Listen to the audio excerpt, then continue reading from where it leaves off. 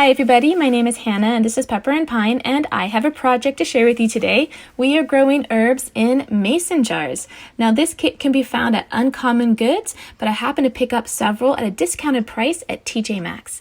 I'm going to show you everything that comes in this kit. It's all tucked in nicely in this little metal basket, and it comes in this beautiful blue or green mason jar.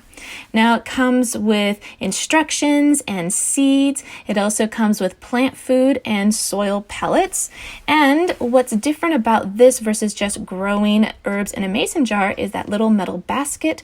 It also comes with some stones that are kind of like pumice, and they are very light and aerated.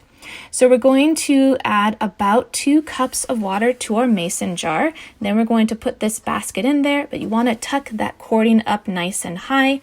And then we can add those stones all around that cording. You want to make sure the cording stays up really high. That's how your plants are going to get watered.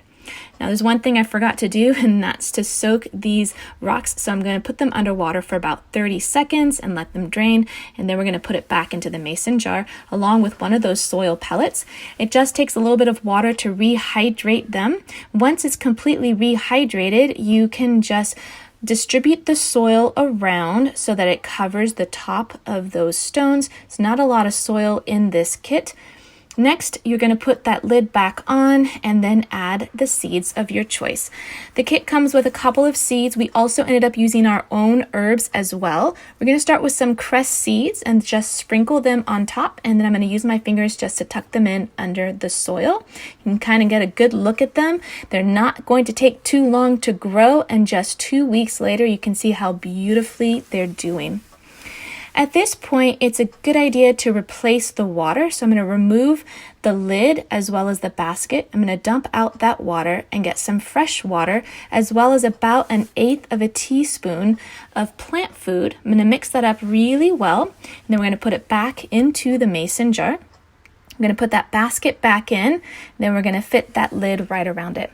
So this kit comes with everything you need in order to grow your herbs. I really like it. It's so beautiful, and they're usually just sitting on our kitchen counter where it can get enough sunlight. You can put these outside, but it's also a great thing just to have inside your home so that you can easily get those herbs when you're cooking. So this is where they are on my kitchen counter, so you can see that they get a nice amount of sunlight, and every so often you do need to change that water. Now a year later, I am still using these mason jars. The lids have all rusted, and on occasion you can get some growth inside your mason jar. So I want to show you how you clean that.